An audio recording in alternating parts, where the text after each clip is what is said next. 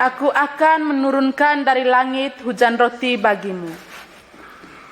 Di padang gurun Sin yang terletak di antara Elim dan Gunung Sinai, bersungut-sungutlah segenap jemaah Israel kepada Musa dan Harun.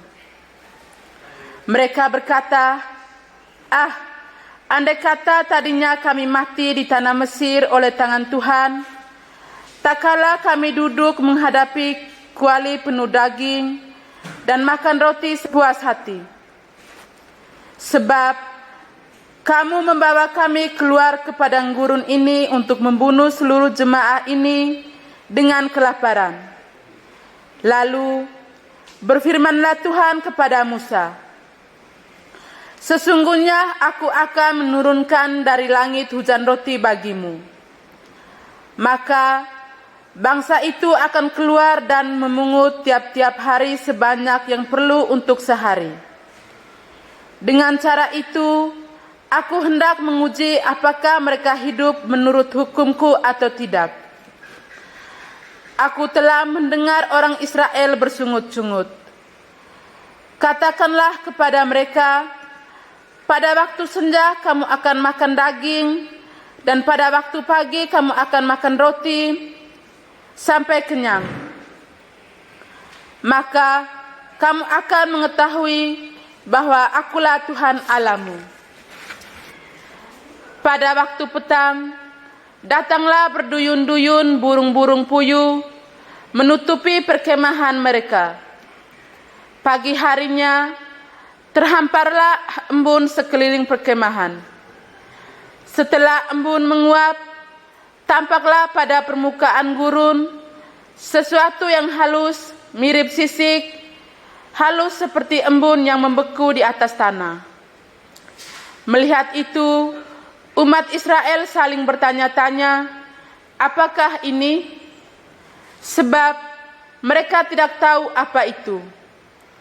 Lalu berkatalah Musa, inilah roti yang diberikan Tuhan menjadi makananmu. Demikianlah sabda Tuhan. Syukur kepada Allah.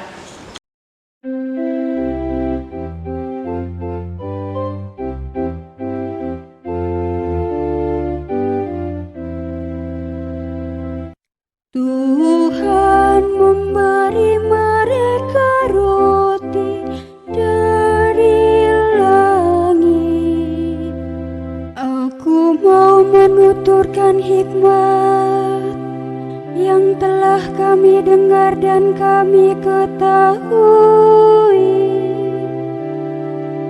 dan diceritakanlah kepada kami oleh para leluhur.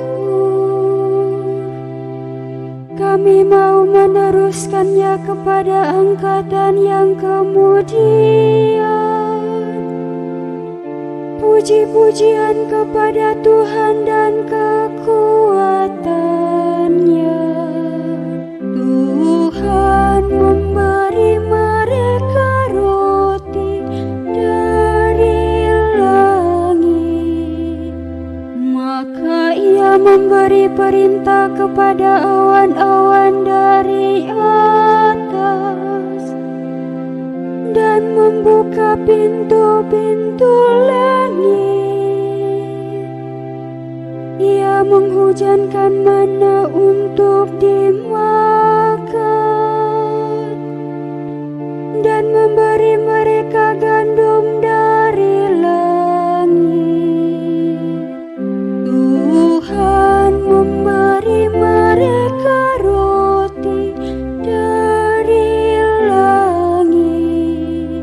Roti para malaikat menjadi santapan insan. Bekal berlimpah disediakan oleh Allah. Dibawanya mereka ke tanahnya yang kudus,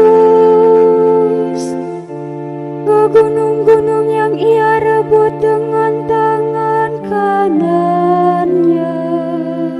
Tuhan memberi mereka roti dari langit. Kenakanlah manusia baru yang telah diciptakan menurut kehendak Allah.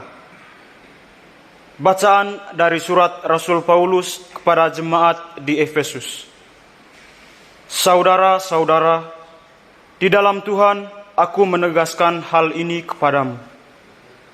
Jangan lagi hidup dengan pikiran yang sia-sia seperti orang-orang yang tidak mengenal Allah.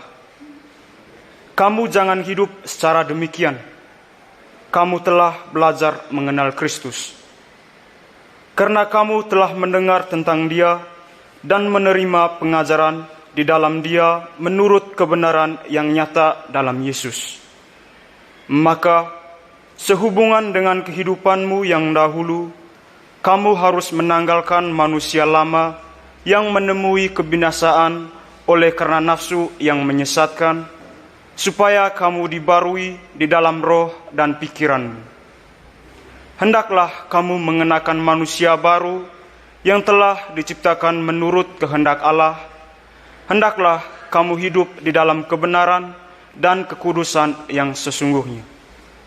Demikianlah sabda Tuhan. Syukur kepada Allah.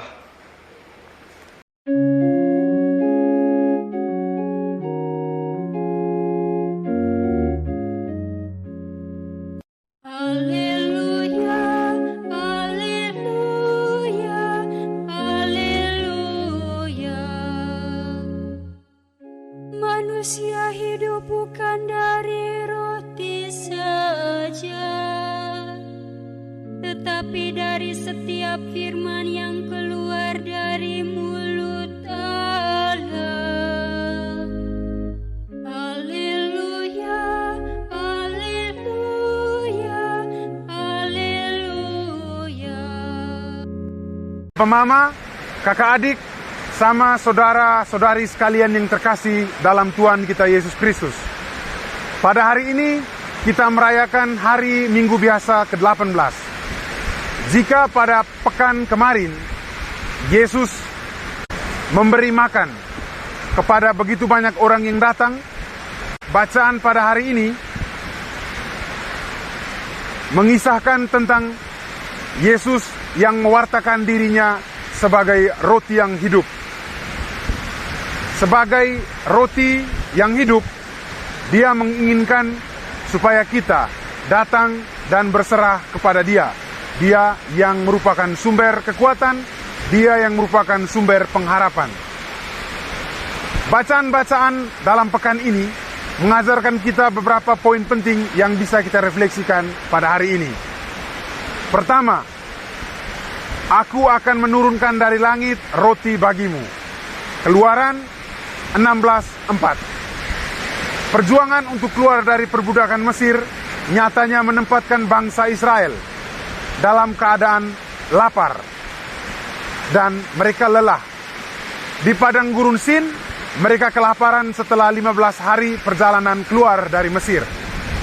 Sebagai bangsa terpilih, ketakutan akan mati oleh karena lapar menjadi alasan mengapa mereka menggerutu. Bangsa Israel kemudian mengulang kembali kisah hidup mereka di Mesir, yang walaupun mereka ditindas, namun mereka selalu memperoleh makanan untuk dapat hidup.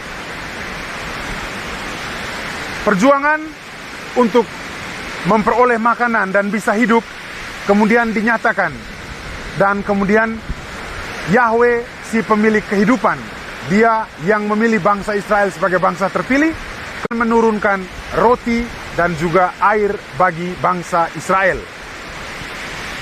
Perjuangan untuk mau keluar dari setiap kesusahan, dari setiap problem dalam hidup kita, kadang membawa kita pada sebuah keputusasaan, kadang membawa kita pada sebuah situasi gagal. Ketika kita berada dalam situasi-situasi seperti ini, kita kadang berpikir jauh dari Tuhan.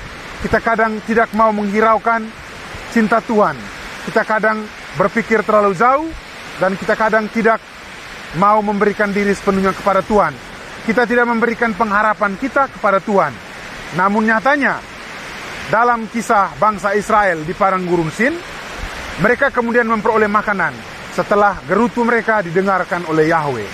Oleh karena itu, kita sekalian sebenarnya diundang untuk menyerahkan semua kesusahan, menyerahkan semua beban batin kita kepada Tuhan. Terutama Tuhan memanggil kita dalam situasi sulit seperti sekarang ini. Kita sedang dalam situasi pandemi, oleh karena itu kita semua diajak untuk menyerahkan semua kesusahan kita kepada Tuhan. Yang kedua, supaya kamu dibaharui dalam roh dan pikiranmu. Efesus bab 4 ayat 22. Rasul Paulus dalam surat kepada jemaat di Efesus mengajak kita untuk meninggalkan manusia lama dan hidup sebagai manusia baru. Hidup sebagai manusia lama nyatanya menjauhkan diri kita dari Tuhan. Namun, Rasul Paulus mengajak kita untuk hidup dan berbenah sebagai seorang manusia baru. Sebagai seorang manusia baru, kita diundang untuk mendekatkan diri kepada Tuhan. Kita diundang untuk mempersatukan hati, mempersatukan pikiran, budi kita untuk menghadap Tuhan, untuk menyerahkan semua hidup dan karya kita kepada Tuhan. Rasul Paulus mengajak kita sebagai umat beriman untuk merefleksikan apakah sebagai seorang beriman kita sudah melakukan karya kita sebagai seorang manusia baru atau tidak. Kepada masing-masing kita, Allah sebagai pencipta menganugerahkan kehendak bebas. Kita sebagai ciptaan dianugerahkan kemauan, kehendak sebagai seorang yang bebas dan tanpa halangan. Namun, yang menjadi pertanyaan untuk kita adalah apakah kita sudah bisa melaksanakan kehendak bebas itu seturut yang dikehendaki Tuhan atau tidak. Sebagai seorang beriman yang hidup sebagai seorang manusia baru, kita sebenarnya sedang diajak untuk merefleksikan kedalaman hidup kita sebagai orang yang mau hidup dalam roh dan kebenaran. Oleh karena itu Rasul Paulus pada jemaat di Efesus serentak memanggil kita untuk merefleksikan makna terdalam dari hidup sebagai seorang manusia baru. Yang ketiga, barang siapa datang kepadaku, ia tidak akan lapar lagi. Dan barang siapa percaya kepadaku, ia tidak akan haus lagi. Yohanes bab 6 ayat 35. Kegelisahan, kelaparan, dan situasi berkecamuknya jiwa bangsa Israel dihapuskan dan dijawab oleh Yesus sendiri dalam Injil hari ini. Roti yang diidam-idamkan oleh bangsa Israel dalam bacaan pertama, kemudian dijawab secara langsung oleh kehadiran Yesus dalam wartanya pada hari ini. Penginjil Yohanes menjelaskan kehadiran Yesus sebagai roti hidup. Sebagai roti hidup, ia memberikan kelegaan, ia memberikan kedamaian, ia memberikan sukacita bagi segenap orang yang menaruh kepercayaan, bagi segenap orang yang menaruh kegelisahan, dan bagi segenap orang yang menaruh situasi hidup mereka kepada Yesus. Sebagai roti hidup, Yesus menginginkan kita sebagai murid-muridnya untuk mau menyerahkan semua kegelisahan, mau menyerahkan apa yang kita pikirkan, dan mau menyerahkan apa yang kita permasalahkan dalam hidup kita.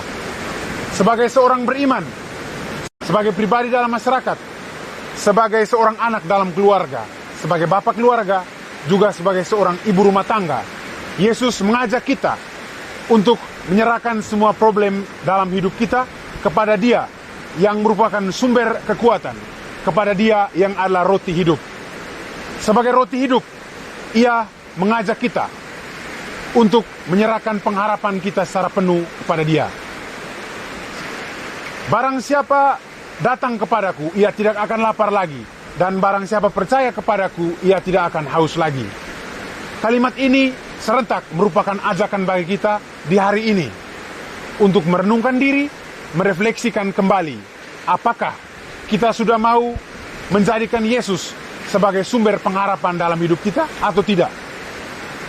Serentak menjadi ajakan bagi kita untuk merenungkan tempat bagi Yesus. Sudah adakah Yesus dalam hati saya? Sudah adakah Yesus dalam hati keluarga saya? Atau di mana letak keberadaan Yesus dalam hidup berkeluarga kami? Oleh karena itu, Yesus mengajak kita untuk merenungkan kembali makna terdalam Dia sebagai roti hidup. Dia mengajak kita untuk merenungkan keberadaan dirinya sebagai sumber hidup yang utama. Barang siapa datang kepadaku, ia tidak akan lapar lagi. Barang siapa percaya kepadaku, ia tidak akan haus lagi.